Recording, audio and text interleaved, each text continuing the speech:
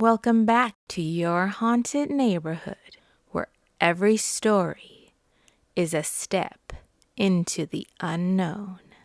I'm your host, Jody War. Each week, I share true stories of haunted places, cursed objects, and chilling encounters. In your haunted neighborhood, shadows slither, corners whisper, and the streets remember more than they should. Tonight, one of our haunted neighbors has a story that has found its way to us and is dying to be told. So let's open the door, shall we? Step inside your haunted neighborhood. A nursing home with restless nights and whispers in the halls. Who or what haunts these halls at night? This story is called The Haunted Nursing Home.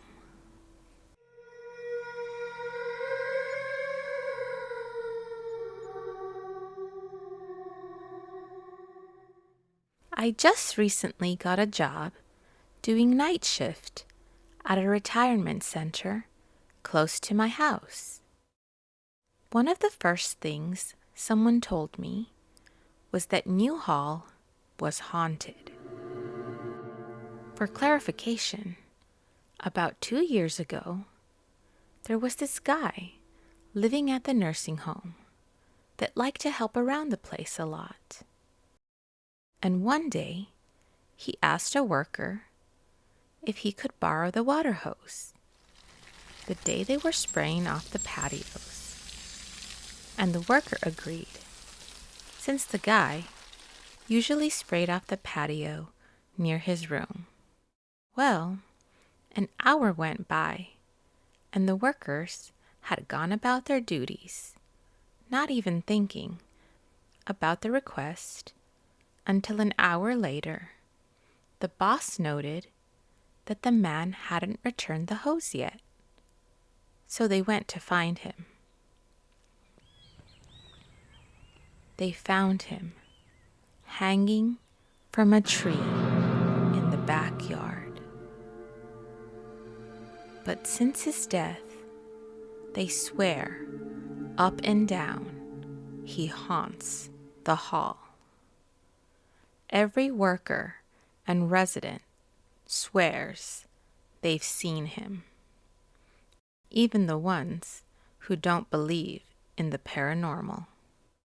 But a few days ago, on my first night working there, I was cleaning the windows around midnight on the hall the man used to live on, when I looked up and saw the reflection of a man standing behind me, watching me. I turned around and no one was there. Everyone else, residents, co-workers, were asleep or not near the hall. Fast forward to a few hours ago, me and my co-worker were taking our break around 3 a.m. The both of us talking in the parking lot, when she looked away from the road for half a second, turned back to the road, and completely froze, and gestured for me to come look. Standing in the middle of the road was a tall black figure, taller than even me, and I'm 6'2". I'd wager it was about a head taller than me. It was just standing in the middle of the road. We couldn't tell if it was staring at us or if it was staring down the road. We both stared at the figure for a good minute or two when it started walking down the road. I followed it, thinking it might be one of the residents trying to leave in the middle of the night.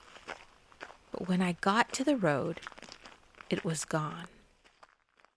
It wasn't walking down the road. It wasn't walking down the other road connected to it. And it didn't go in a house, as I would have heard the door open and shut. And it wasn't fast or close enough to reach the end of the road in the 3 seconds it took me to go through the parking lot to the road. What freaked us both out was when talking about it, we realized 2 things. 1, it didn't stand like you'd expect a human to stand. It was all stiff and everything. And it just seemed to be wrong in a way I couldn't figure out. 2, we both realized later we didn't see any arms on it. We didn't see arms when it was standing still, and we didn't see arms when it walked off.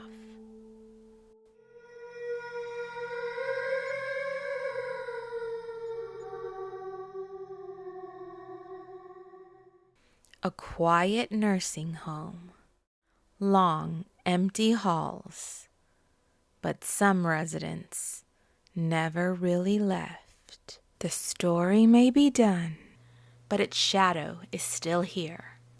So let's talk about the voices that echo long after the halls have gone quiet.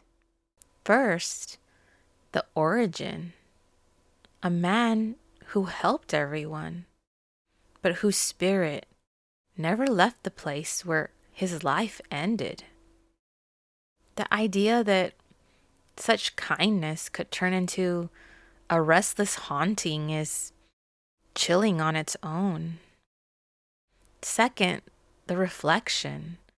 Seeing someone in the glass that isn't actually there is one of the creepiest kind of encounters because it feels so real in the moment.